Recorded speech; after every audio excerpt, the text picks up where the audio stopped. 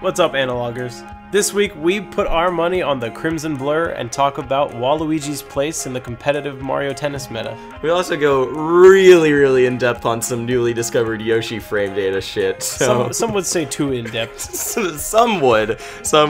We talk about results from Pound Underground last weekend and do a little bit of highlighting of what's to come with Gama and Smash 5 and so many things on the horizon.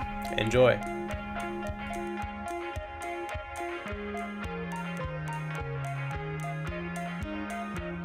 What's up, guys? Welcome to Analog Episode 7, where we never have technical difficulties. And never have. We never will and never have. Yeah.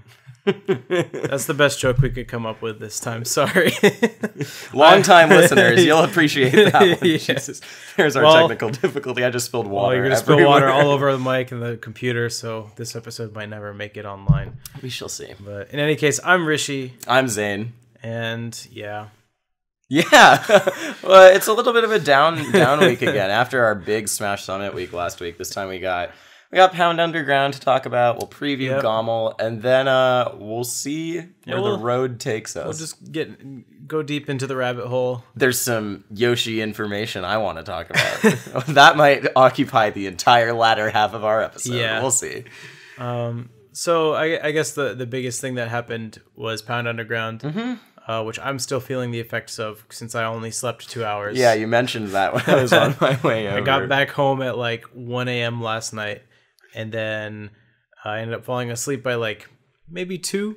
I was up by 4:30. I was out of the house by 4:30 to the airport. I personally love it. I love it when Rishi doesn't get any sleep because it means that he stays home and works from home, and we can record earlier, and then I get to go home earlier and like eat and shit. So I love it when Rishi doesn't sleep. Well, I'm not gonna get any sleep for a while. Yeah, because we got Gama next weekend. Yeah, Gama next weekend. Yeah, but well, actually, I'm just chilling and flying home like in the afternoon on Monday for that one. Well, lucky you. But Pound Underground, you were there. I was there. Back in your old region. And it was my first time at the new Xanadu venue. Oh, yeah. Tell us about that. It's awesome. Cool. Like, it blows my mind that they went from hardly being able to afford like this dinky little venue in an industrial park to now having like swag out the wazoo, basically. It's that Chinese esports money, man. I guess. I mean, that is oh shit, I just hit the table. Someone complained about that. I will try not to tap the table anymore. That was not racist, by the way. I want to clarify. Esports Arena is funded by Chinese investors. Yeah. Is the reason I said that. I think what's actually happening in this case is that Xanadu is funded by the government. Oh, yeah. That makes sense. Fendi probably secured all of the funding. Right. Yeah. But I might have the story wrong because I haven't asked them. But I feel like what I remember happening is that this racetrack that it's in just had this space that was like funded by the government and they needed to use it for something and they thought esports was cool. Yeah, and we're doing illegal gambling anyways. So. Well, yeah. So I could be wrong on that, but I'm pretty sure that's what happened. It is in a horse racetrack. That's crazy. One of the perks of the venue is that you can walk into the main area of the venue and see a lot of old people placing bets on horses. Wow, that's a huge perk. Yeah, it's a really awesome We perk. should start getting them to bet on on matches. That I feel like then your old tag would be a huge boon because that sounds the most similar to a horse name. Yeah. Smash God. That like if I were an 80-year-old white person trying to bet on some random 20-year-old who I don't know. I would go for the god. I would go for Smash God. I would not go for Zane. Let me tell you that. That's just some guy's name. That's like if you named your horse like Bob. Yep. Like who's gonna vote on Bob? Do you know there was an award-winning horse like I don't know how many years ago whose name was his name was POT8OS like potatoes with an 8 because this boy like what do you call the places they keep horses? Stable boy. This stable boy was like supposed to go write potatoes, but he wrote P-O-T and then 8 O's in a row and then an S. So it was Potoos was the horse's name. Huh? Oh my god, that's so funny. Yeah, like I think he was just supposed to write it on the horse's feed, but the like lord who owned the horse loved it so much he named the horse Potatoes, and then it won everything. You can look this up. That's an amazing tag for a smasher. Yeah, I'm pretty sure it's already taken by Plup though.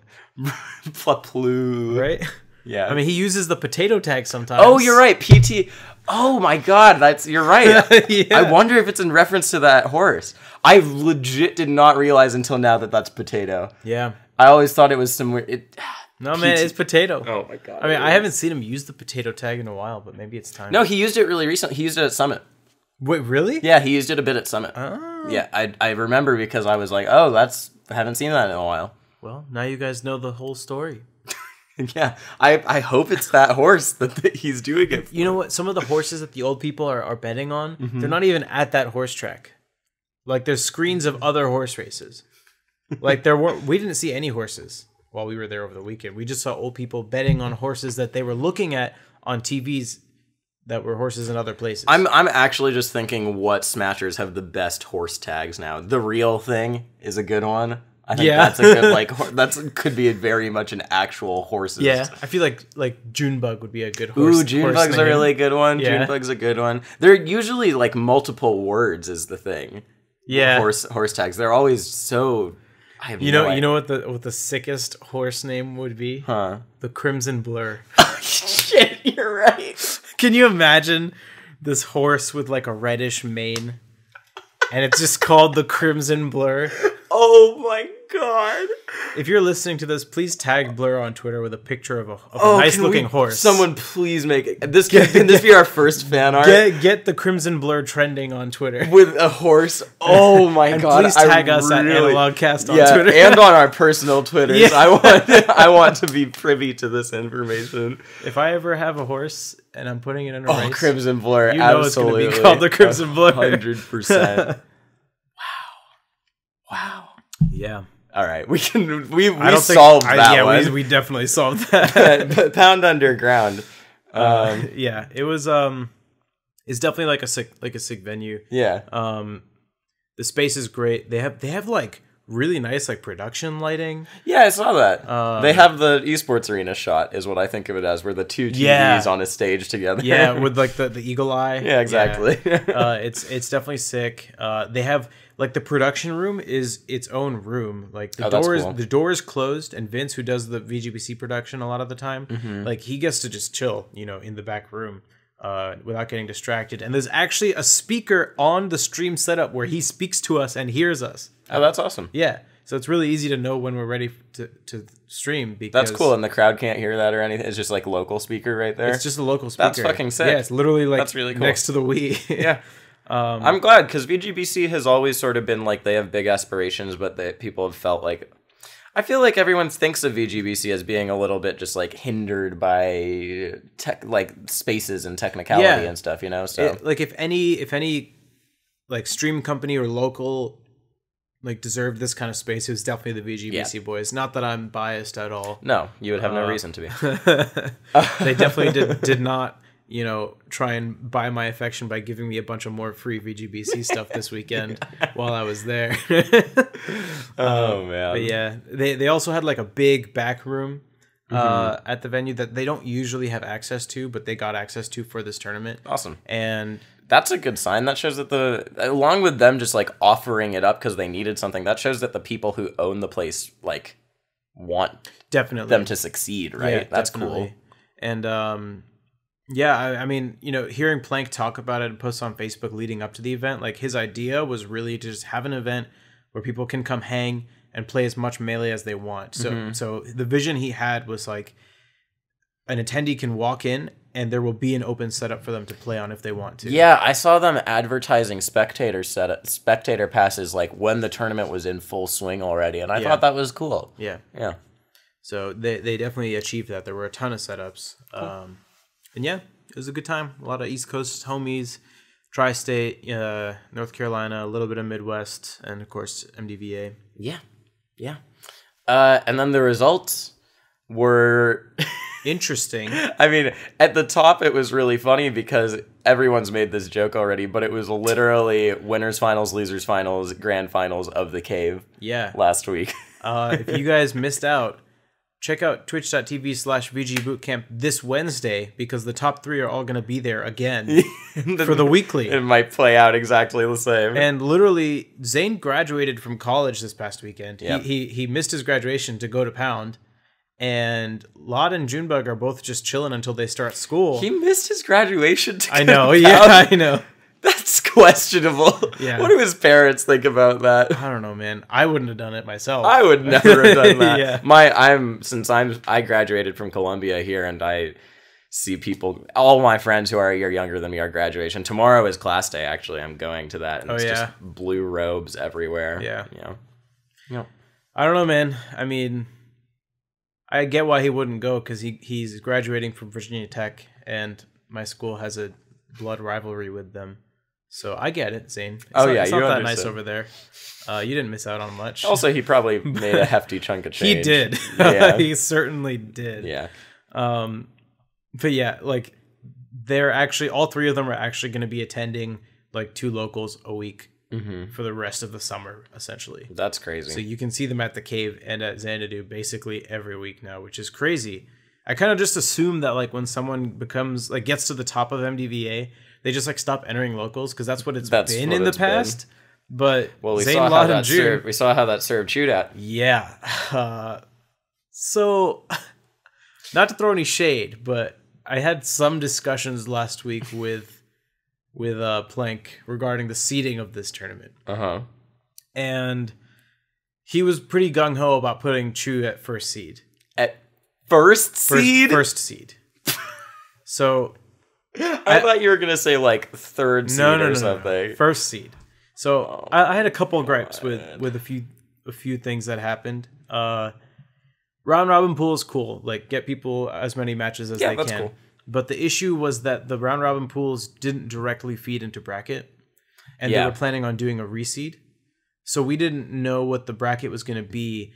And I remember we were leaving on Saturday night, and I was trying to find out like when we're going to get bracket. And all I heard was that it was going to be done quote unquote later. And us asking questions kind of like spurred the process along a little bit. And then Lot ended up helping Plank seed the final bracket. And then we had it like maybe 11 or 12 Saturday night. And we begrudgingly convinced Plank to switch Zane to the first seed. Yeah, okay. And they were like checking the bracket with me, saying like, do you see anything that's blatantly out of place? And they decided to maintain the seeds for the upsets.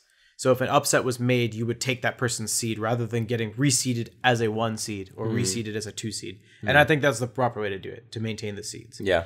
And I was like, the only thing I would change is to not put Chu at the 2 seed. And the response I got was, I will not entertain your argument.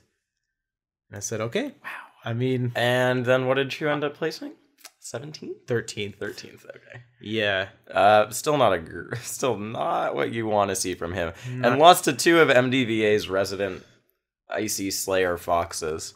Yeah. Bob-omb and Milkman. I don't want to discredit Chu because this weekend was a great reminder for me of how good he is at Melee for playing such a crappy character. Like, he is a freaking amazing player. Especially in teams. He got 2nd in teams with Hat. Yeah. But I don't know, man. Like, Bob-omb made the upset. He played the matchup pretty much by the book, and if you do that, then you just beat Ice Climbers. Yep. But Chu's always maintained that too. When people were like, "Oh, Chu is top 10," and you would ask him why he was good, he would go, "People are idiots, and they don't know how to play against Ices." That would legit be his response. I mean, that's kind of what happened. Like, Mango and Mew2King didn't know how to fight Ices for a little while. Yep. That was something that was getting on my nerves so much because same. People kept saying that it was that people were like, "Wow, but Mango's so amazing at the Ices matchup," and I think this is a really, really common problem with judging top players. like especially the gods in certain matchups. And Mango has gotten good at the Ices matchup again, and he's been good at it in the past too. Everyone remembers when he screwed Nintendo at Genesis. But I really think that a lot of the time it's just skill disparity manifesting itself, especially against characters that people like to think of that way. Because the other big one, and I was so happy when M2K lost to every Falcon, because I maintained for so long that he wasn't good at the Falcon matchup. Yeah. It's just what Falcon was going to beat Mewtwo King. Yeah. No one.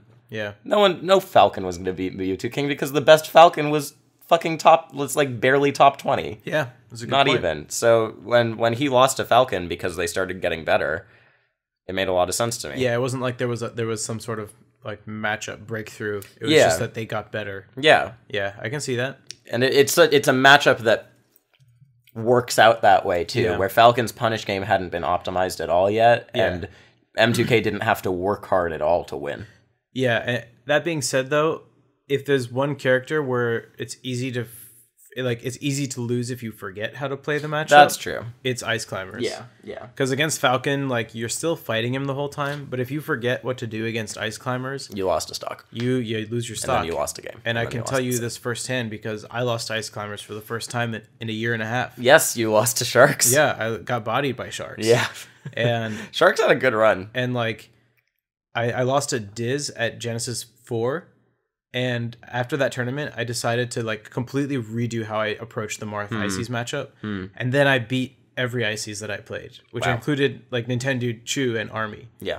And I beat Chu multiple times. Yeah. And I got cocky, honestly. Like, it's totally on me. Like, I got cocky and Sharks played well. I mean, did you saw the Sharks copy pasta when the top 100 was coming out, right? What was it? The same week, the same guy would post. Every week, Sharks wouldn't be on the thing. And he's like, wow, I can't believe Sharks is going to be top 40. I can't believe Sharks is going to be top 30. Oh my god, dude, I forgot about that. Yeah, and Sharks was maybe the most notable. Like, Sharks, there could be an argument that he should have been ranked top 100. Of course, number 100 is Toussaint, who has since proved he's way better. And it's just a mess at that range. Really past 60, it's a mess, really. But speaking of past 60, that's where Chu's results honestly put him for 2018. At best. Yeah. I think someone was saying his best win in 2018 is like maybe. Yeah. Yeah. That's crazy. Yeah. Maybe is not top 100. Yeah, although maybe he's also had some breakout. I mean, maybe just arguably is now. Started. Yeah, but based on 2017 rankings, is that really his best win? I saw that tweet, but I didn't remember what it said. I mean, I didn't have all Chu's results in front of me, but I couldn't remember like a better win. He's beaten Junebug, hasn't he? I think that's his best win, which you would discredit as a best win. No, I don't think they've played since like November. Okay, all right. So in 2018. Wow. That's nuts. Yeah. But yeah, Chu ended up losing, like we said, to those two Foxes. Yeah. And yeah, not a great tournament for him. This was definitely an interesting tournament for Ice Climbers because while Chu underperformed and Sharks overperformed, Sharks was probably like the dark horse of the tournament. I think he outplaced his seed more than any other player. I'm pretty sure that's true. Probably. Stango did well too. Followed by Stango, who also got 5th. Yeah, they tied. But yeah, in pools, two MDVA Ice Climbers made a couple big upsets. Cool Lime beat HT. Yep. And we know Cool Lime is good. So he is in high school. He doesn't travel very much. Pretty much sits in region, but in region he has beaten Smuckers at SmashCon. Right. And I don't remember who else he beat, but he's beaten like our local players. Like he's taken sets off Junebug and Zane. Yeah. And yeah, I mean like he's a solid at Ices, and he beat HT. HT hates that matchup. It's his least favorite matchup by far. I don't blame him. As a Sheik player, especially like he's had a lot of matches with Sharks, and he lost to Sharks at this tournament too. That he did, because they're from sort of the same region, Georgia and North Carolina. There's some crossover sometimes. He also lost to Junebug, who they've had some close sets, like in the net play tournament. HT actually beat Junebug. Oh, dude, Junebug is so bad on net play. That was like his first time playing net play. But that did go game 3. HT versus Judebug. It did. So it's interesting. And the most surprising pools upset was Edric over Slox. Yeah, that was nuts. So, but Slox has been dropping in pools a lot recently. Did we talk about this where Slox has the Wizzy effect? Yeah, I think it was... Well, no, it was someone else that we mentioned having the Wizzy effect. Crush. Crush has the Wizzy effect. But Slox is one other person who does. To an extent, when he decides to try in losers. Yeah. And I think he did this time. So we'll talk about that in a second. Yeah. But if you're not from MDVA, you literally have no idea who Edric is. Right? Do you know who Edric is? Nope. Yeah, so... I know a lot of weird players. Yeah, Edric is probably the second or third best player from Virginia Tech behind Zane and possibly behind Puddle, the Falco player, who beat Drunk Sloth, I think, at Genesis. Oh, yeah. Okay. Yeah, I think that's right. So the second and third would be like Edric and Puddle, but Edric, I don't think Edric had really had any other wins.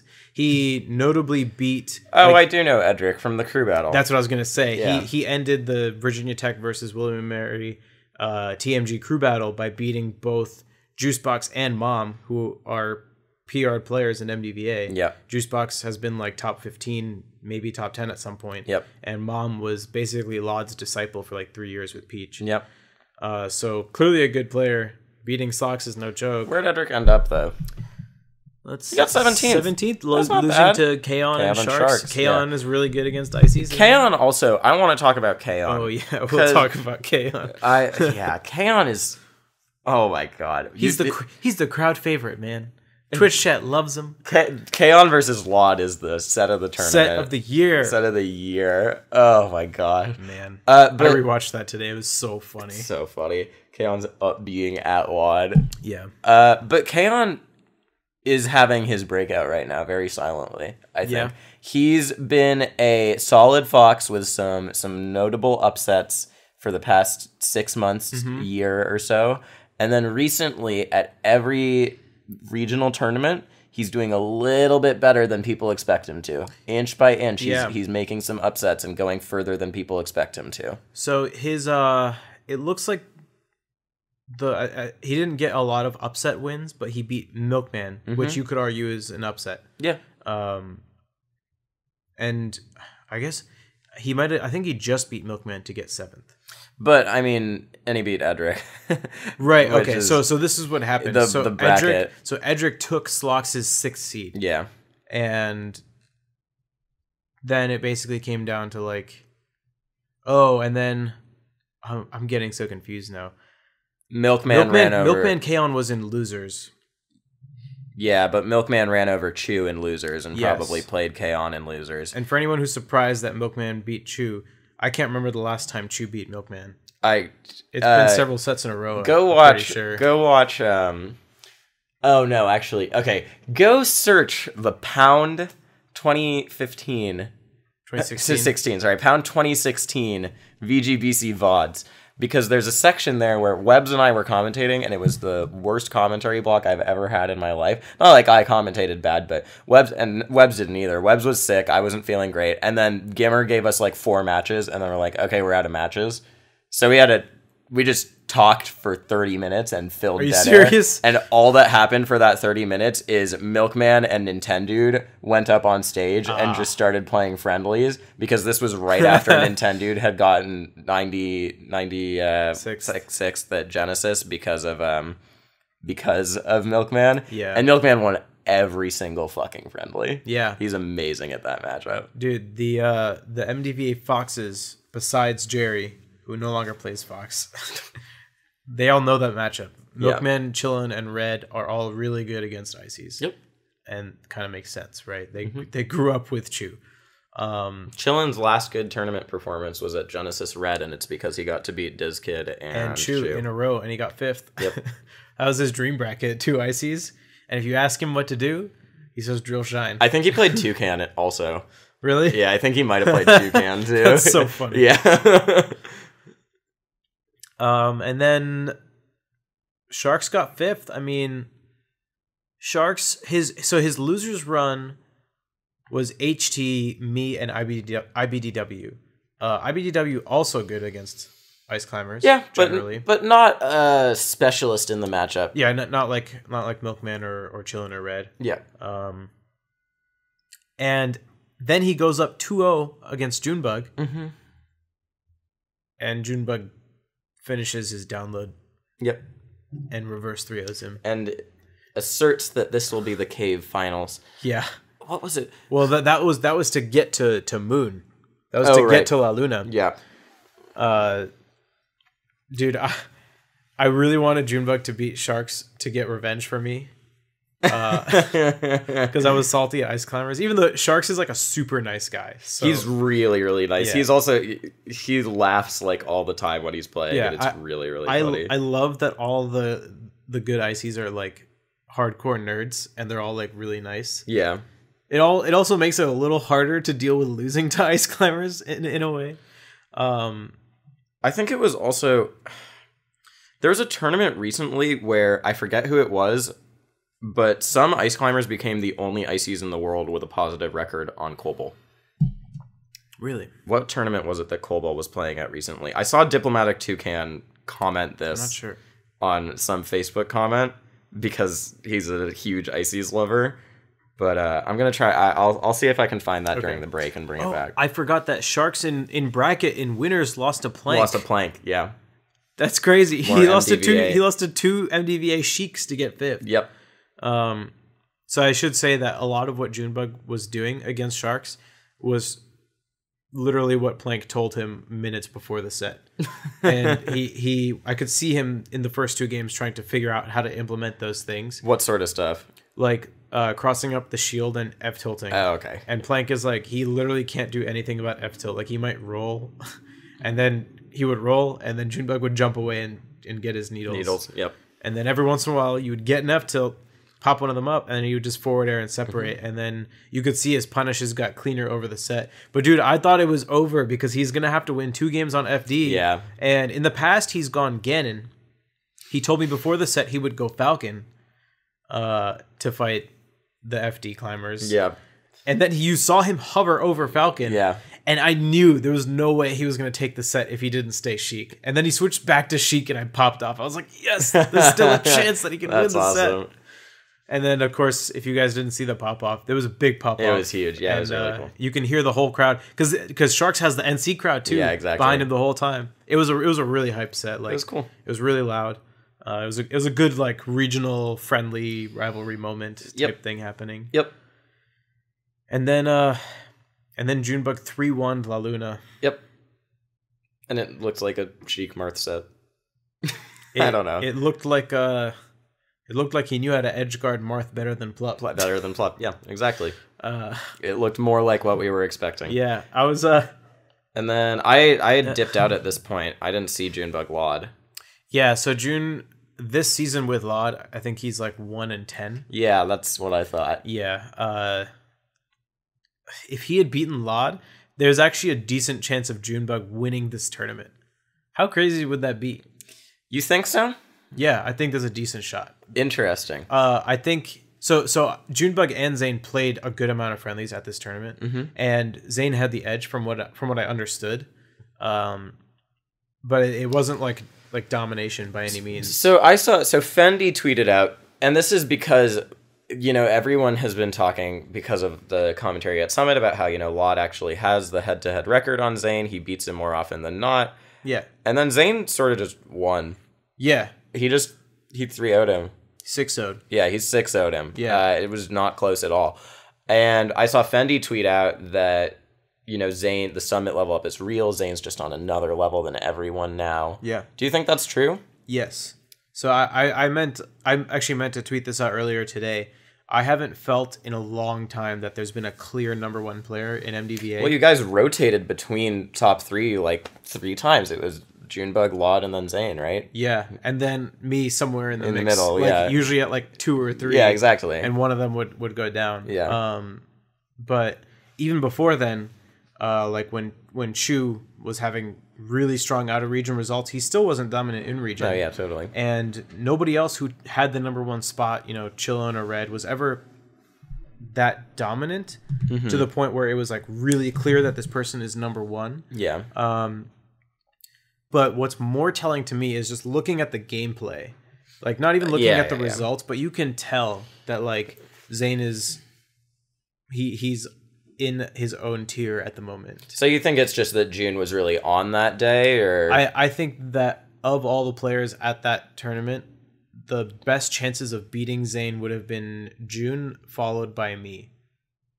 And I think June had a much better chance of beating Zane than me. I think Zane is favored against both of us at that tournament. But I think June had the best shot of beating Zane of anyone. Did you see Schwabmeister's set versus Zane? Where he took game one? No, I didn't see it. I'm just asking. Yes. He took game one. And was it the best of 3? It was best of 5. Okay. He took game one and got washed. Well, I was asking because he's amazing at that matchup. Yeah. It looked like he was pulling some stuff together in game one, and then Zane is just a better player. Okay. Like, that makes sense.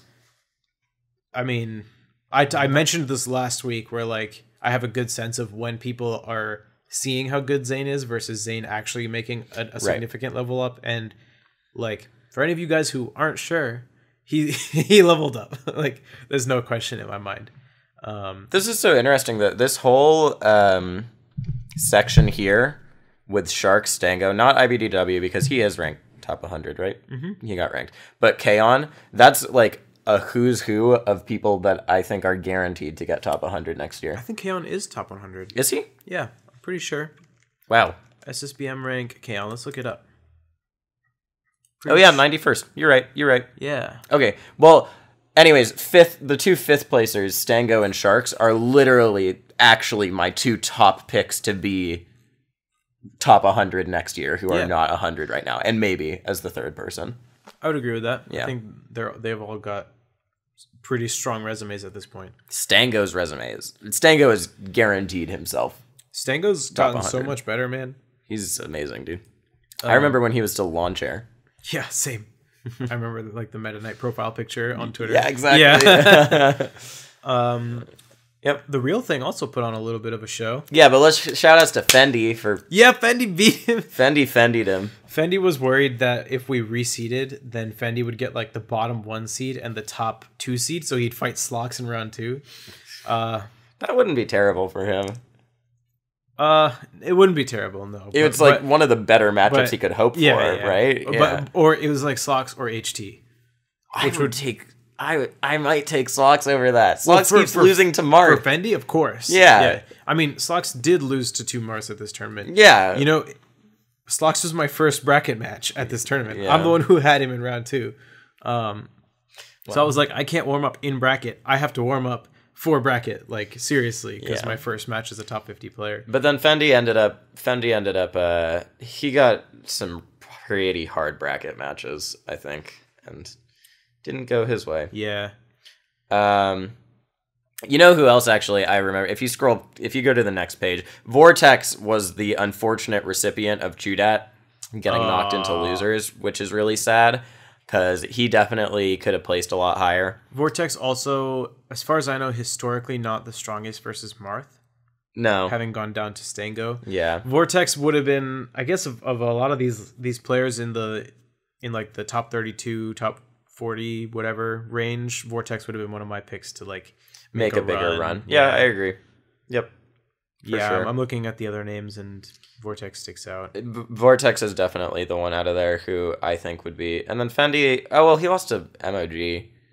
Oh, dang. JD lost to Peanut. Let's go, Peanut. I'm the biggest Peanut Phobia fan. Have I talked about this yet? NY JD? Yeah. Oh. I would favor Peanut in that matchup. Really? Yeah, Peanut knows Marth really well, doesn't he? No, JD plays Fox. Oh, he switched, didn't he? JD is formerly Poonslayer. Yeah, I know. Yeah. He played Marth for a while, though. Oh, I didn't know that. I thought. Didn't he? I don't know. I commentated with him the other day. That's right. He does play Fox. He might have always been a Fox main. He was in my bracket of Foxes. Dude, all I've been focused on recently was Fox, and I forgot how to play the matchups I used to be good at. But you know what? I beat the Foxes that I played. I played Slox, and then I played JD, and then I almost lost to Rhyme, who we should also shout out. Yeah, Rhyme did really well. I was recruiting info for Peanut, which he ended up not needing. He reverse 3-0'd Curb. but I was looking up the only Yoshi Game & Watch match to ever occur in bracket. So I was messaging Whiskers because Whiskers knows that matchup really well. Oh yeah, that would make sense. Because Whiskers not only has played Curb, he has a Game & Watch secondary. No way. Yeah, so I was messaging That's Whiskers, exactly who you and need, Whiskers then. hit me with a ton of knowledge, and then I checked Twitter, and someone was like, Fendi was like, Peanut won 3-0. That's really funny. Or 3-2. Reverse swept him, so. Which is sad also, because I love Curb. Curb's one of the nicest people ever. Oh, he's so nice. But when it comes to character matchup, I will always choose Yoshi over yeah, Watch, I got you. But Rhyme ended up at 17th, losing to me and Chu. Yeah. And he beat Darktooth in pools, which is obviously an upset. Yeah, and Darktooth had... so the one other thing we should talk about before we finish is that teams... Well, real quick. Yeah. If you guys missed it, Rhyme was up 2-0 against me. Really? Yeah. I didn't see a lot of this tournament. So. He actually just went up 2-0. Wow. I made like a hard adaptation, and like game 3 was close-ish, game 4 was a little less close, and game 4 was a JV4 stock. Mm-hmm. But still, he went up 2-0, and he took a game on FD. Yeah. So, but then even though Darktooth did not have a great singles performance, especially for what he wants, him and Kaon sort of just washed everyone in teams. Dude, a hollow victory. They did not beat me in LOD. Okay, well, why didn't you get to them? I don't know. You're out here losing to HT and Slox. I told them, dude. I told them. Chew and Hat. I told them Thug Finals. Finals. If you can't beat Chew and Hat, I know. We were bodying them on netplay too. We were warming up with them earlier in the week. But it's just like Killen was saying on commentary. You have to pay attention to HT. HT is doing so much. I know. That was OD. Man. We in our defense, we made a big adaptation against Lox and HT. I don't know if you saw Losers, but we won 3-1. I didn't. We dropped one game as Marth. Oh, I saw a little bit of that. And then you switched to Fox. Yeah, and I was half watching it. Yeah. But another moral of this story is you can never sleep on Ice Climbers, because Lod and I were both kind of assuming that it'd be easy to beat Ice Climbers in teams since we haven't lost Ice Climbers in a while. Mm-hmm. But it's Chu, and Chu's really, really good. Dude, but Kaon and Darktooth, did they what was the game count with Hat and Chu in finals? I think Grands was 3-2, Winners was 3-0. Winners, I know they did not drop any games in Winners. I think Grands was 3-2. Yeah, okay. Yeah, they looked really good. Double Fox, man. They even told us after the tournament, they were like, all right, Rishi and Lod are the final boss. But we didn't make it to them. I was so salty, man. That's fun.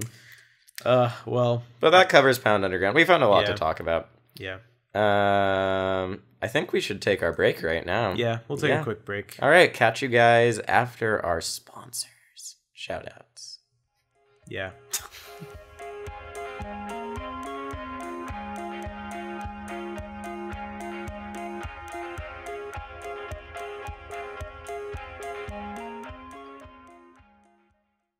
Hey guys, this week in our shout out corner, we're gonna shout out Major, the magazine.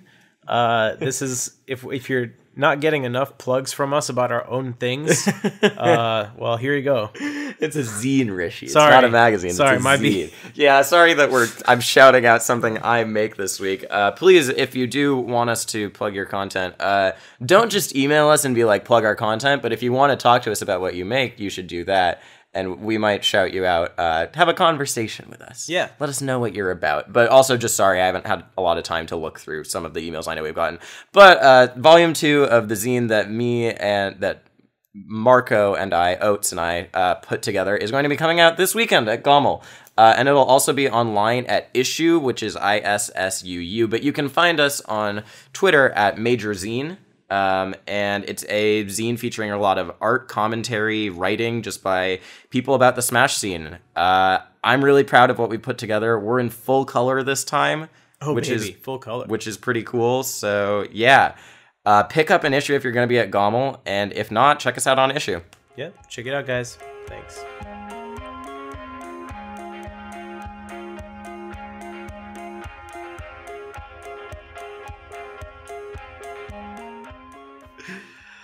Welcome back to episode 7 of Analog. We've covered pretty much all the tournament stuff that happened over this past week, and I think there were some smaller tournaments, but we didn't really pay attention to them. Yeah, sorry, guys. But now we're just gonna shoot the shit, talk a bit about Gama, I think, and then some stuff we just want to talk about. So the seeding for Gama came out. Yeah. It's a 3-god tournament. It is. And the 4th seed is AMSA. Let's go, AMSA. Yes. I love this timeline, man. Yeah.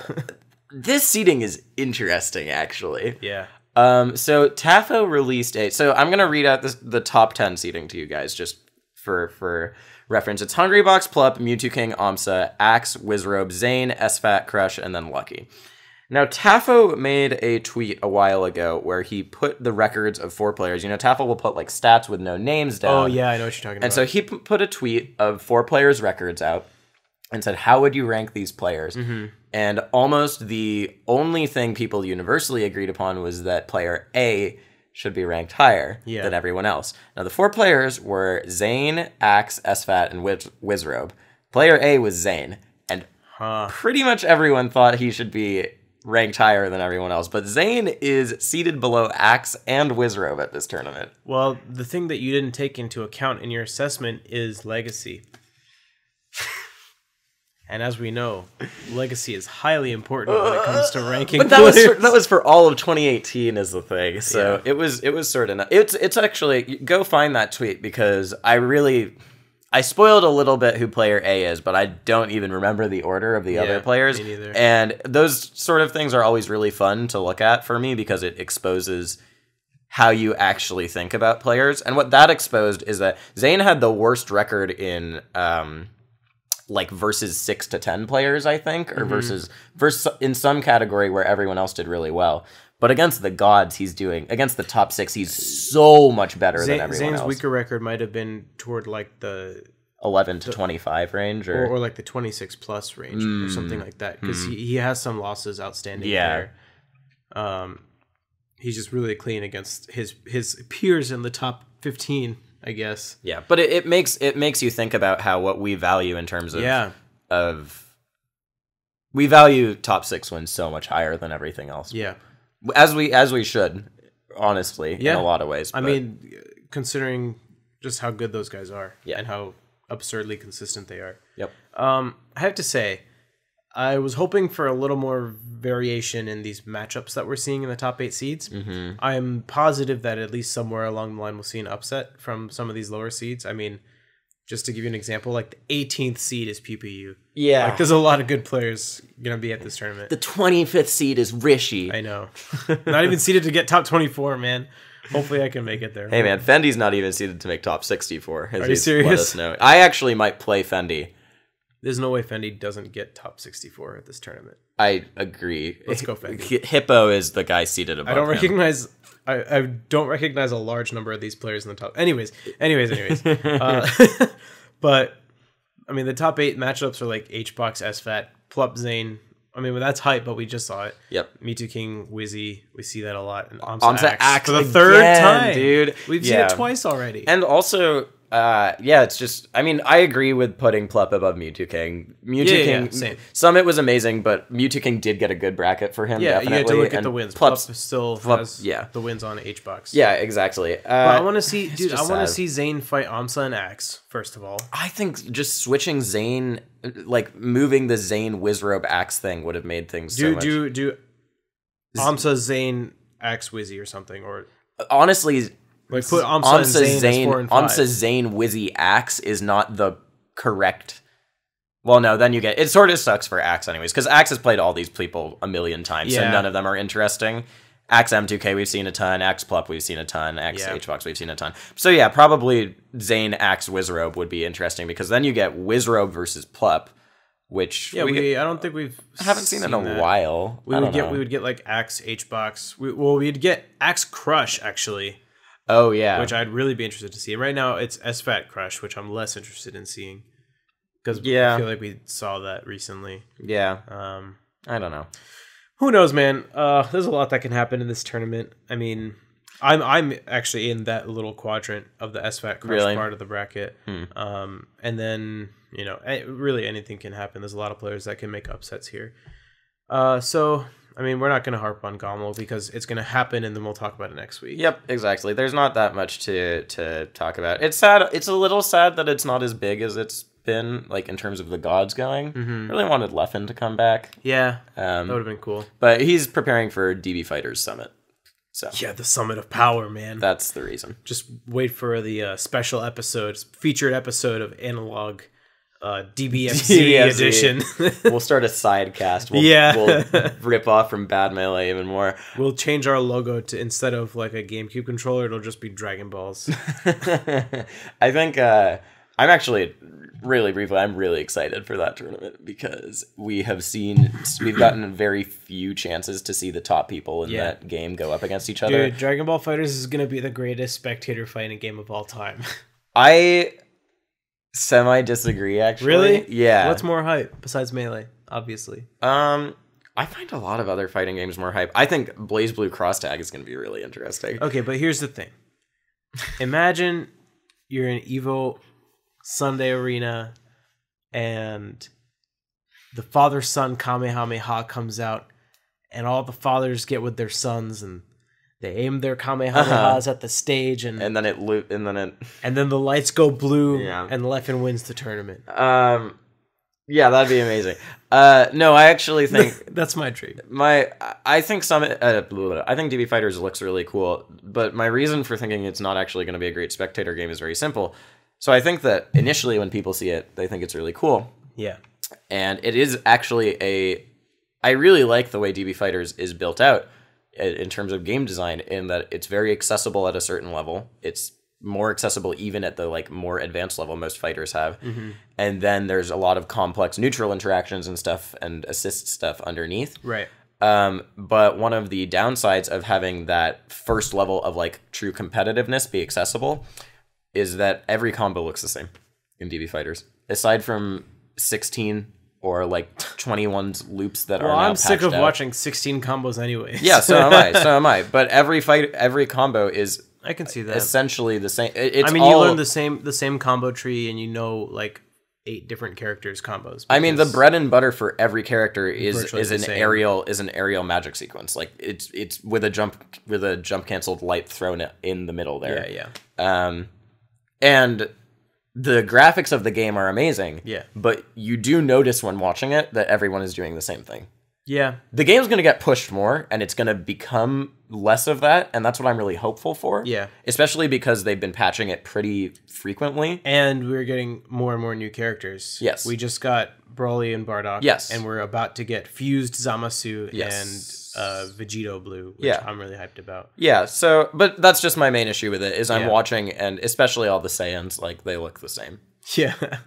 You can make so many teams that are just Saiyans. Just Goku. You can have just Goku. You can have a just Goku. Have you seen those memes where it's like, this is Goku, this is 50% Goku. Yeah. And it's like, well, if Goku is 100% Goku and Gohan is 50% Goku, that means Bardock is 200% Goku. Oh man. Yeah. Okay, but this is a podcast about Melee, not about DB Fighters. Right. Okay, I have something I want to talk about. Since we just talked about some nitty gritty DB Fighter stuff, I have some nitty gritty Melee stuff I want to talk about. Yeah. There's new Yoshi information that's been found, and you know I love Yoshi information. Yeah. So Talcon, whose Twitter bio is your favorite frame data nerd's favorite frame data nerd, which is true. True, yeah. Actually, and is a Yoshi main himself, discovered over the weekend. I don't know if it was a discovery because he dropped it pretty casually. But it probably was. Everything he drops is casual. Yoshi can suffer shield stun. Which I did not know. Which we never, ever knew. Because one of the reasons that...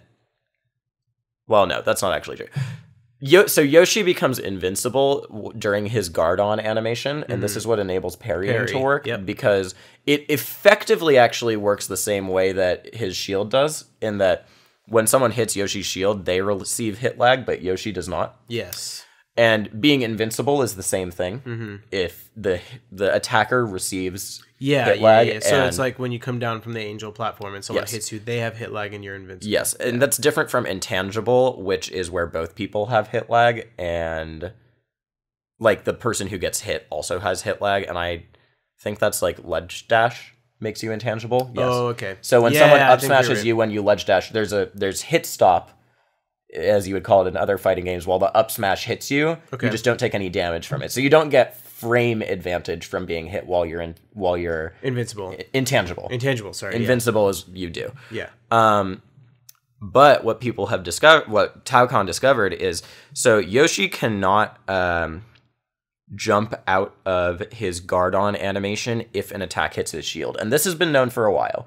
So this actually makes parrying a tighter window than some people think it is. Okay. Because in the later stages of the parrying animation of Yoshi going into his egg, the egg just covers most of his body. Okay. And if you hit the egg, Yoshi can't jump. Okay. So he can't parry, like, because parrying is, you know, what we think of it as is taking the hit and then jumping out and doing something. What Taokon discovered is that if you are hit in those first 4 frames, Yoshi also suffers shield stun. If your shield is hit. Okay, so what are the frames of the parry? Does that overlap? The frames of the parry are, so during Yoshi's, yes, it does basically. So when Yoshi does his guard-on animation, his guard-on animation lasts for 6 frames, but it's basically comes out to like a 2-frame window where he is invincible, but not inside his egg. So an attack can hit him and then he can jump out. The frames that this will most frequently apply to are the frames where he would not parry anyways because he's mostly inside his egg. It's the latter frames of guard-on. Of the parry. So what this actually means is that if you are early on your parry, meaning you're getting hit during the later frames, and so you get hit on the later frames of guard-on when you're in your shield, you're actually going to get punished even more than you normally would for shielding with Yoshi, because you will also have hit lag. So then you can't parry that?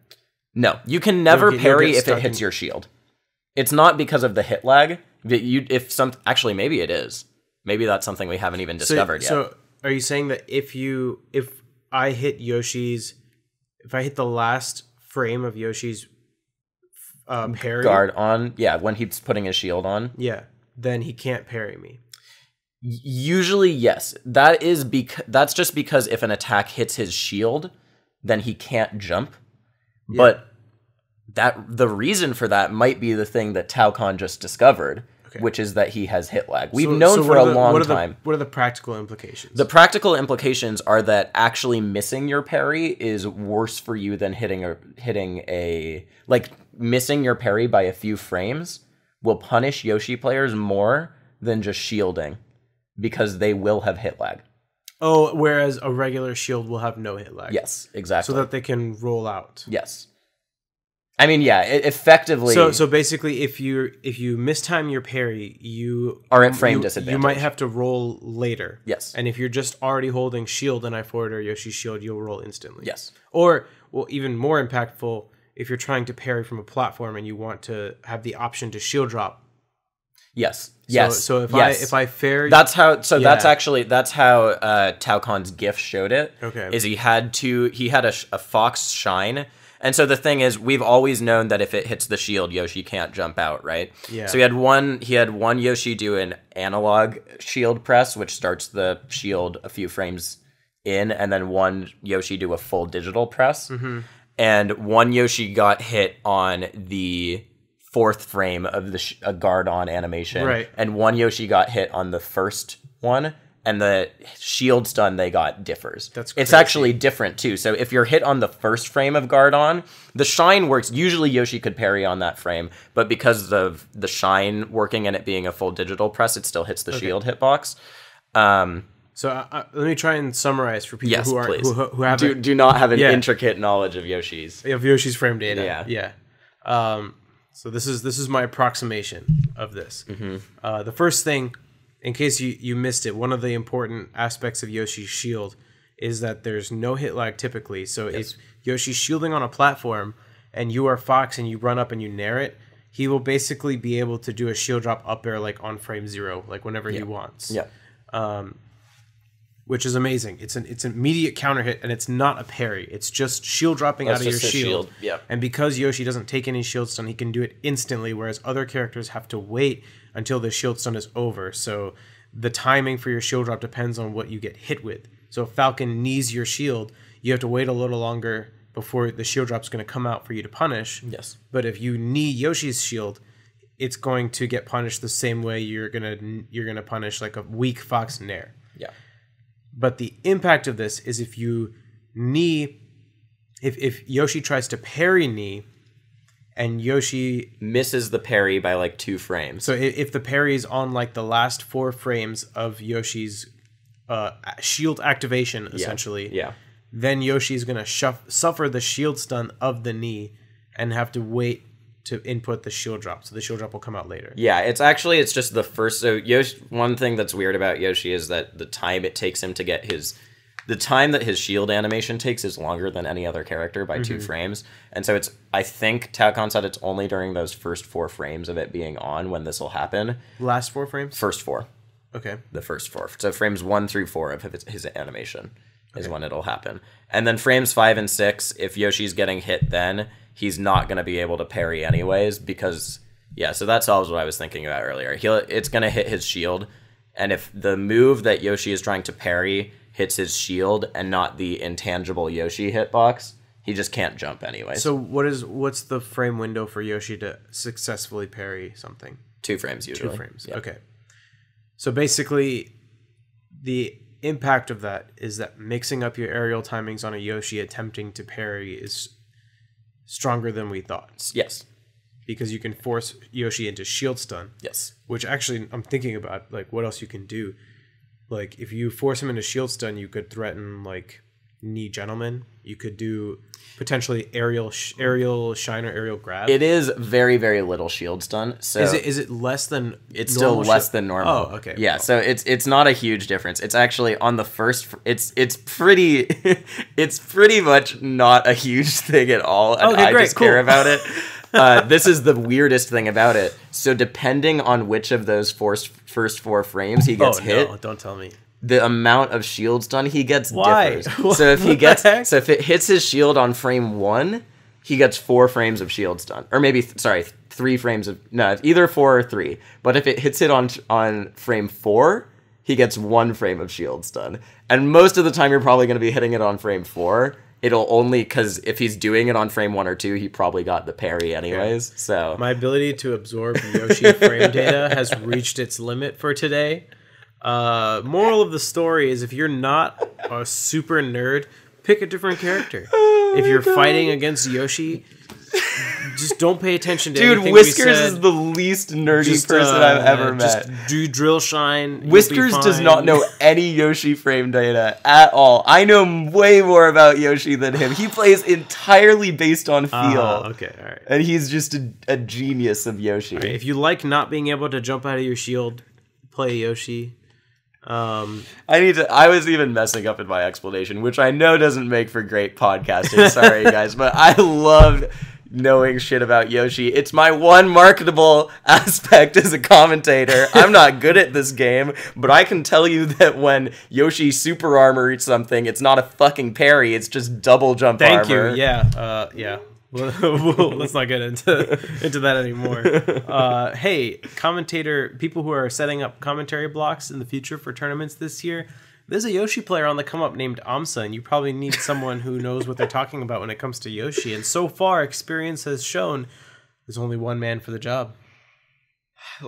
Yoshi's so interesting. You know, the whole reason I learned all this frame data was to beat Jamie, was to beat Whiskers. Yeah, I know. That's the only reason. And when he was having his come up, like beating IBDW and everyone, like I was still beating him then. That's so funny. And then he got way better than me, and I got way worse, and I don't beat him anymore. But have we talked about the fact that Laud's picking up Yoshi? We haven't. Do we need to? Did you know that he's picking I did up not. Yoshi? Why is he picking up Yoshi? Because he says Yoshi's a better Peach. Oh my god. Have you seen the way Laud plays Peach? He's just like doing crazy frame perfect stuff out of shield. He's like, what if I just did that with Yoshi? And Yoshi can't jump out of shield. No, you're just parrying. He's power shielding everything anyways. That's true. Right? And Laud is a super nerd, so Yoshi's the perfect character for him. Did you know So I was trying to clarify this whole thing with Yoshi, because sometimes you'll see, I was talking to Talcon, and sometimes you'll see Yoshi get like a power shield, the little animation will play, and it's like, oh, he missed his parry, he got a power shield, how'd that happen? I was asking Talcon about this, and I learned something about Yoshi I didn't know that Talcon posted a long time ago.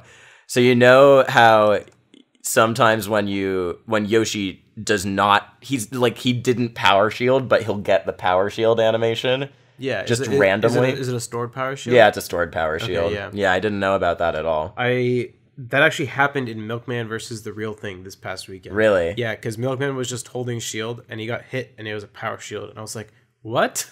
And luckily, I had a frame data nerd next to me, Bones, who knows a lot about the game. And he was like, that was a stored power shield. This is the frame data. It's like, really, cool. It's really, really weird. Yeah. Shout outs to Bones. So if you want to learn a lot about Melee, you can go on Smashboards and check Bones' post history. Bones 0. Yeah, Bones 0, because just about everything he says is going to be something nerdy about Melee. And you'll learn a lot. Him and Hax had a Smashboards feud for a really long time. Yeah. That's hilarious. Yeah, it was really funny. There's stuff where you could see Hax being like, I'm just glad I beat Bones 0. Oh my god. But speaking of people whose post histories you can check on Smashboards to learn a lot, PPMD is quite active on Smashboards. And I inadvertently caused some drama last week, and you told me you didn't. I mentioned this to you before. You didn't know anything about it. Yeah, I don't know at all. So this is gonna be me telling you. Oh, but if it's Smashboards, I might know it. You could go on. Okay, so PP has this thread where he gives like Marth advice. Okay. And people were asking him like his opinions on Summit and like what he thought of what happened, and he posted like probably used like more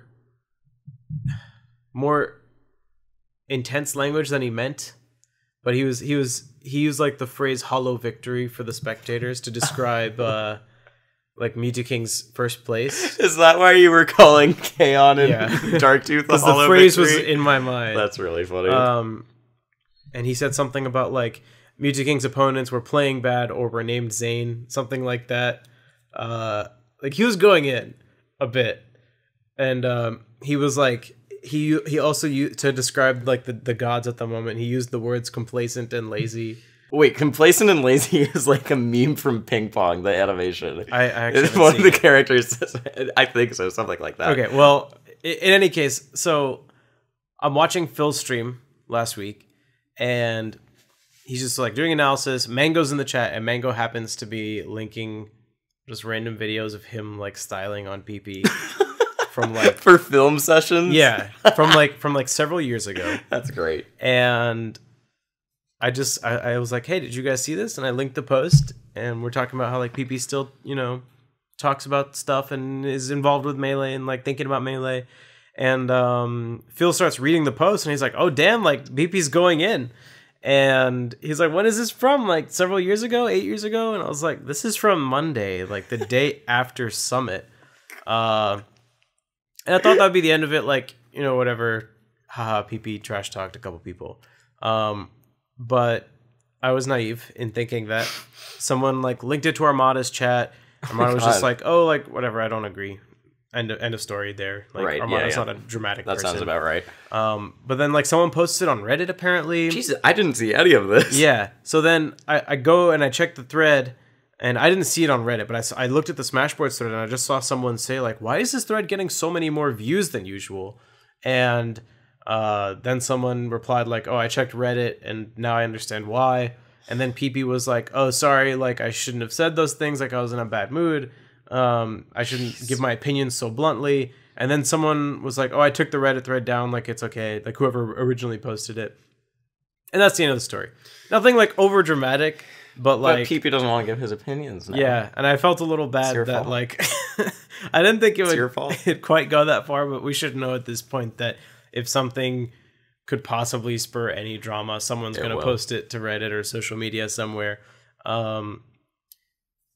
My bad. Sorry. Sorry, PP. If you guys want to learn about Melee, please go talk to PP about Melee and not about other stuff. Yeah. I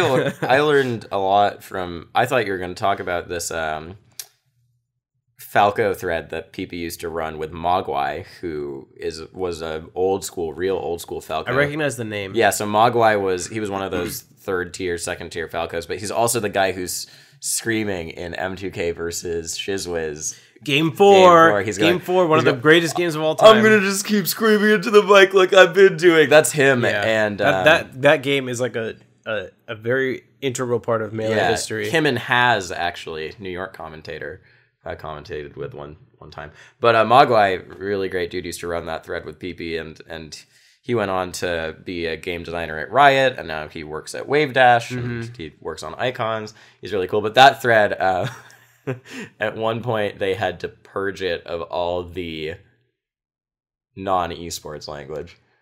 Oh man, because there was a lot of stuff in there, but no, this is a good story because it's credit to them. They went through, and it was written like Mogwai's stuff would be in pink, I think, and PP's stuff would be in blue, and it was just on Falco stuff. And they went through and they just took it all out. So props to them. Yeah, like years after it had been put up, too. Because there's still a lot of questionable stuff still on Smashboards. Yeah, we don't need to go into detail on that. I mean, if you're ever curious about what the top players were like as children in a less politically correct world, it's literally all there. You can go check it anytime. Oh my God. I still cringe looking back at all these old threads. And I regret now saying that they exist. Please don't go digging anything up. Please don't go look at the old Smashboards thread. Yeah, it's just not a good idea. Yeah. But also, people should really make use of... Well, go ask PP everything. Flood his life. No, but PP like, will respond to any comment you send him on Twitter. So... Yeah. I feel like some people don't know that because it's on the tweets and replies section, so you don't see it. If you look at his last tweet, it's like retweeting like his Tafo interview from like last summer. Exactly, but then his replies, he replies to stuff all the time. He checks Smashboards and Twitter every day. Yeah. So it's not like he's lazing around doing nothing. He's a genius. So. But you mentioned icons. Yeah. And I wanted to say that the arena, the beta started. Yeah. So I played it here and there over time, and I kind of wasn't playing in the beta very much because the controls weren't conducive to my tap jumping methods. Right. But that got fixed at some point. Oh, cool. So I gave it another shot a few weeks ago, and like the game had never really clicked with me until I started playing Raymer. And I gotta say, that character's pretty fun. That's what I was telling you when we were talking about it 2 weeks ago. Yeah, that's legit. He is my hope for that game. Yeah. Like, straight up. Same. I think that he is... Icons, and I have a lot of friends who work on Icons. I know, same. So it's hard to... That makes it sound like I only have negative things to say, which is not true, because one thing I really, really respect them for, actually, and I've talked to Jason, the head dev, about this, is that they've made it extremely, extremely open to people from the beginning in terms of playtesting and showing their work in progress. And they knew that they were going to get negative feedback for presenting a work in progress. Yeah. But they value... The feedback more than that. And I think that's really cool. Yeah. And they've made it very easy to provide feedback. Yeah. Which is really great. A lot of the characters in that game feel like clones of Smash characters, or like a little tweaked. They're a bit derivative. Raymer is amazing. He's in my view the only true original character. So far. Yeah. So far. And for those of you who don't know, Raymer is he's a projectile based character. He's a gunslinger. And so he has all of his special moves are gun based. There's his B move it's actually a Rekka for those of you who play fighting games where you can tap it multiple times to get multiple shots. His neutral B. His up B is a recovery, and then he shoots 2 shots. His down B is like a dodge roll, which actually is a roll, and then you shoot at the end of it, and it's like one of his most powerful kill moves. But the thing that defines him is his side B. Yeah. And it's a ricochet shot, and you can angle it. The angs, man. It's so cool. Sick. It's so fun. And it ricochets off like regular platforms too. So, like, if you're trying to snipe someone down from a deep recovery, and then it goes down. Yeah, it's sick. And I've played that I've played so many different builds of that game because it was at every tournament after party. Yep. They spent a lot of time fiddling with how sensitive it is because it used to be way too sensitive, and I think they've found a nice medium point for it. From my one session of playing him for a couple hours, it felt like it was in a good place. He's a really cool character too, I think, because one of the things that I like about him also is that he's actually not like gimped at close range. He has a lot of really strong tilts, actually. Yeah, his up tilt's great. And smashes. His down smash is really, really powerful, at least the last time I played. And I think that's an actually really cool way to design a character like that, because it can be really frustrating to play against someone if they have no incentive to go in ever, or to play a close quarters neutral. And so he actually suffers in the mid-range, outside of his tilts, and where you can offensively pressure him before he can set up. You mentioned his neutral B, so when I was first like experimenting with his moveset, I was like, man, this move sucks, because it's just like 2 shots, like shot, and then if you press it again, he does a little like step forward, and then 2 more shots. But then I realized like the pairs of shots, so like the first 2 shots kind of combo into each other. And then there's a gap, and this third and fourth kind of combo into each other. It's a rhythm mix-up is what it is. Exactly. That's how it's to invalidate approaches and make the other person feel off-footing. Yeah. But then it also, since it's a very long animation and it locks you into it, it's terrible close or mid-range. It's horrible. Yeah. So he's got like his tilts for close range. That is a pretty good zoning tool for far away, but like you said, mid-range it's going to get hard. Punished. You can take that and then dash in and punish it too. Just like Falco Lasers. Yeah, just like Falco Lasers. Yeah, I think he's a cool character. He's what I hope to see more of. I haven't played it in a while. Yeah. I never played Offie or Galu, but Raymer was what every feedback session I'd be like, this character is your hope. I'll probably try it again this week on the beta day. And they've recognized that too. Because if you look at their banner image now, it used to be always, it was Kid or Ashani who was like in the center. Yeah. It's Raymer now. They've realized who Well, they also gave him a visual update, and he looks so much better now. He looks so much better, yeah. Also, one of the cool things, anytime like a new like mainstream-ish platform fighter comes out, is that it kind of brings like the Smash communities together. So in my one session playing, I ran into Coney and DeBuzz. And it's like this is like a couple interesting people to run into, because DeBuzz is like a top 5 Smash 4 player. Yeah. And Coney and I have a long history of playing in multiple Smash games, because we've played in Brawl, PM, and Smash 4. Yeah. And the first time he and I played in Brawl, it was like my first time meeting him. It was, I don't even know how many years ago now, maybe like 9 or 10 years.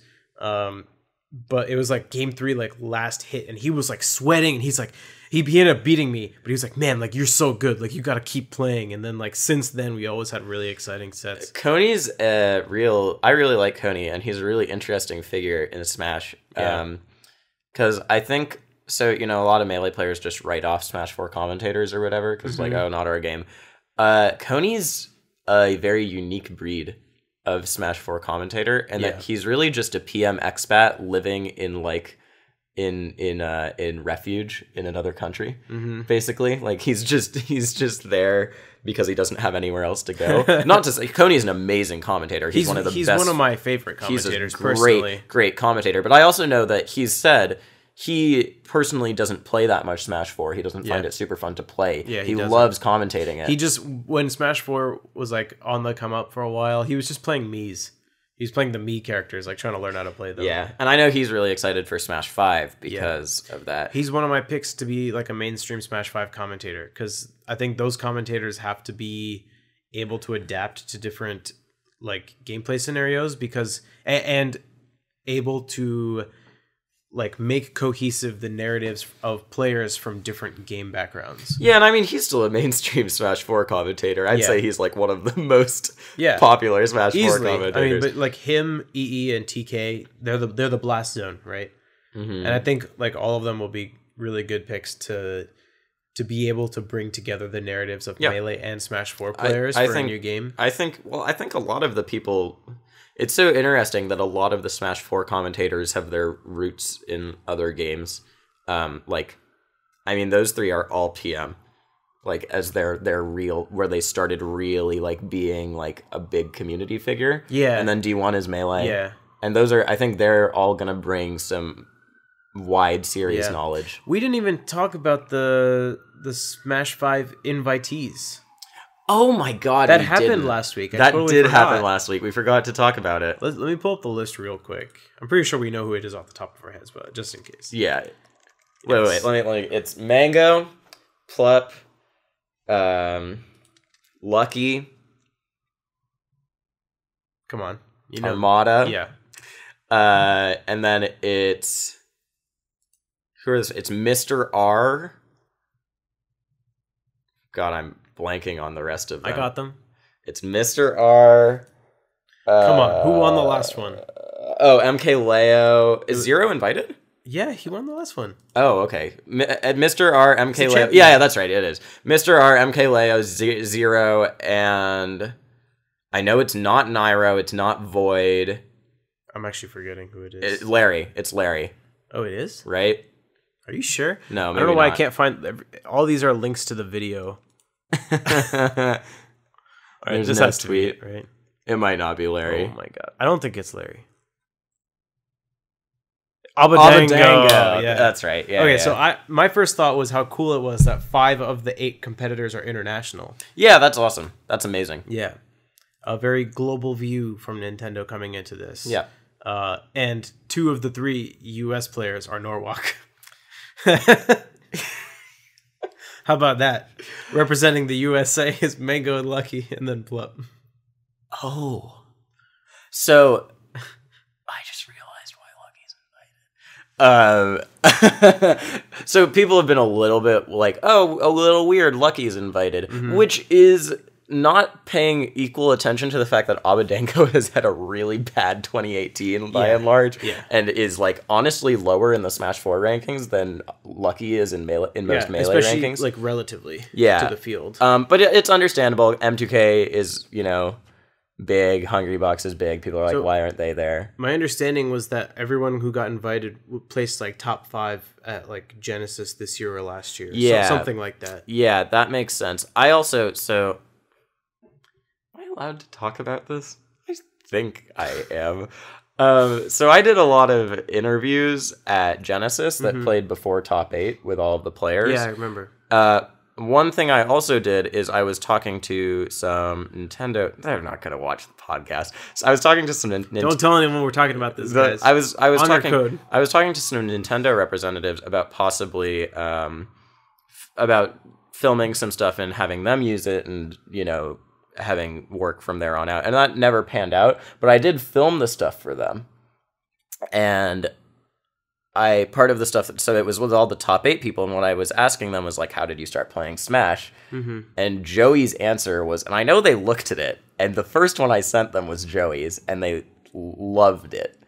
Interesting. Yeah, I didn't sign an NDA or anything on this. They didn't take the footage anyways. Like, they didn't end up using it, I think. So if you're gonna tell them that we're talking about this, at least ask them to legalize UCF in the meantime. or to use my footage. Yeah. There's better things you can be doing with your outreach to Nintendo. But Joey, call your local ambassador and tell them we want UCF. Joey's answer was by far the best, and he's just this is part of, it's not my footage that's the reason Lucky got invited, but he's a really, really good community representative in a way that a lot of people I think don't really know. He's actually really well spoken in front of a camera. He doesn't stutter or anything. In the Smash documentary, he's like the best interviewee other than Wife, honestly, most of the time. But I'm really excited. Dude, that's less than a month away. We get to see Smash 5. Believe it. I can't think about it because I'm actually really excited. Yeah, so am I. Like, my hopes are up. And I know a lot of people are like, it's probably going to be bad. I don't want to get my hopes up. I'm just saying that I've played a couple of the flagship Nintendo Switch titles, and I have to say I'm pretty happy with them. I don't know if you guys have heard Breath of the Wild and Mario Odyssey. They're a couple pretty good games, and I have to imagine that Smash Brothers is getting a similar amount of attention given how prominent it is in Nintendo's lineup. God, dude, can you imagine? So my hopes are up, and you know what? Worst case scenario, we get a little disappointed and just keep playing Melee or whatever game you prefer to play. But we'll still be I'm gonna get hype over whoever's in it anyways. Yeah. Oh, yeah. Dude. Yeah. I mean, we just saw that Waluigi was confirmed on Twitter today. Oh, know. I am maining Waluigi. There is no chance, especially now that Waluigi's got the fly haircut from his tennis thing. Yeah. Oh my god. If you guys didn't see it, Alpha Red pointed out that on the Nintendo Treehouse Tumblr, they announced that Waluigi and Bowser Jr. are going to be in the new Mario Tennis game, which I'm also getting and grinding. Yeah. Not Mario. Mango's already talking about how that's going to be half his time on his stream. It's like half Mario Tennis and half Smash 5. But this is the quote from the Nintendo versus Tumblr. They said, "What do these two characters have in common? That's right. Long limbs. Waluigi and Bowser Jr., or his Koopa clown car rather, use their extendable arms to strategically block, attack, or grab." And then there's a dash, and it says, "Wait, sorry, wrong game." And Alpha Red said, "Did the Nintendo Treehouse Tumblr just confirm Waluigi for Smash? Because of grab. Or is this a joke?" But, you know... Let me read the response that I got to retweeting this from local Nebulous TO Jib. He said, and he's correct, that this is definitely an ARMS reference. And then he said, "Attack, grab, block is fighting game terminology, and I'm pretty sure anyone who uses fighting game terminology on the Smash team gets taken out back and shot." You know, I actually don't think he's right about that. You think it's a Smash reference? Yeah. Huh. Because Bowser Jr. is not fucking in ARMS, and he uses his extendable clown. Neither is Waluigi. Yeah, but look at the text again. It's not. It doesn't say Waluigi uses his long limbs. No, it says they have that in use common. Their extendable arms. Yeah. But it says Koopa Clown Car, which is what he uses in Smash. Look. I know, but like... I'm pretty sure this is an ARMS reference. I don't... Because Bowser Jr.'s grab is using his clown car. I know. That's why... because of the clown car is why I feel like it's a... I think they mentioned the clown card because that's literally what he's using in Mario Tennis. Oh, to use the racket. Yeah, because there's literally a picture of the clown car holding the racket. Yeah, realistically, this is actually means nothing. Yeah, it probably means nothing. It's literally was just some, like, I've written copy for shit before. You were just like, oh, they both have long arms. Grabbing. Yeah, what's grabbing have to do with anything? Can we take a step back and talk about how that's what they decided to point out about Waluigi? Like, my man's out here trying to get his own game. Like, we've had Wario Land, we've had WarioWare, but literally Waluigi only exists in the sports games. Waluigi is a tennis. He's not even in Mario Party. First of all, he's not even in the freaking Mario Party games. He literally exists in the sports games, and they're trying to give him like a defining characteristic. He is in some Mario Party games. Really? He's in Mario Party 5. Okay, I'm wrong. Yeah, I take that back. But still, they're literally using their own long limbs to grasp at the straws that are really far away, so that they can give Waluigi some, defining characteristics. My girlfriend always gets so mad at me because I always play Waluigi in and she will we'll play Mario Kart together and she'll force me to switch off Waluigi. She's really? Like, no, Why? No more. No, I don't like What's him. What's wrong with my man Waluigi? I love Waluigi, dude. He's so funny. His hair is literally my haircut now, too. Oh, I love it. I love Waluigi. I want Waluigi in Smash. I would love to see Waluigi in Smash. I would also love if he was actually just a tennis-based character. Can you imagine? Onion Novak Djokovic motherfucker up in here. They just own it. They're just like, Waluigi's... he's the star of Mario Tennis. They should change it to Waluigi Tennis. He is the star of Mario Tennis.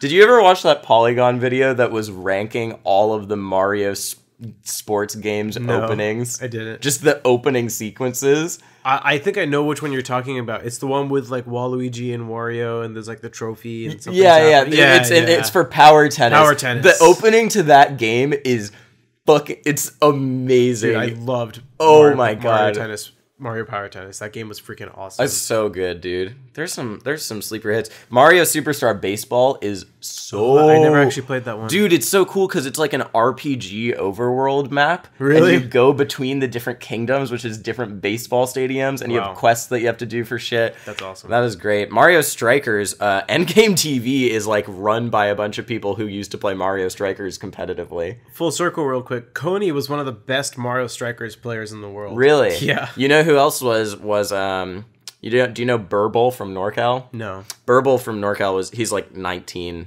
He might be older now, but he was always this like young 16-year-old kid who was he should have been PR'd if he had played more Foxmain, and he was also one of the best Mario Strikers players in the world. That game was addicting, man. Yeah. Yep. Yep. Now I'm more hyped for Mario Tennis than I am for Smash 5.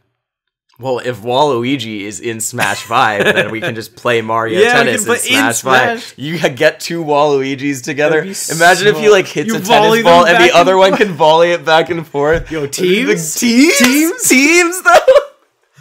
Dude, the Waluigi Wario team. I would love if they added in like character-specific tech for teams. You know what I mean? Like if it's 2, then you have like Waluigi Wario have like some like coexisting ability. Like I bet it would all be item related though. Like it'd be like dual smash ball attacks or something. Yeah. But if they did, it would be fucking cool. Yeah. Well, I don't know. Actually, you play League, right? Yeah. Do we want Zaya and Rakan? So I actually had no idea who they were until like a week and a half ago when my brother explained it to me. Well, and they're not broken anymore, but they were disgustingly overpowered if you had them together. I don't know if we want Wario and Waluigi being the teams meta. Get them banned like fucking Cloud in doubles. Nintendo, if you're listening, hit up me and Lod, hit up PewFat, get UGS to do some teams consulting on your character balance.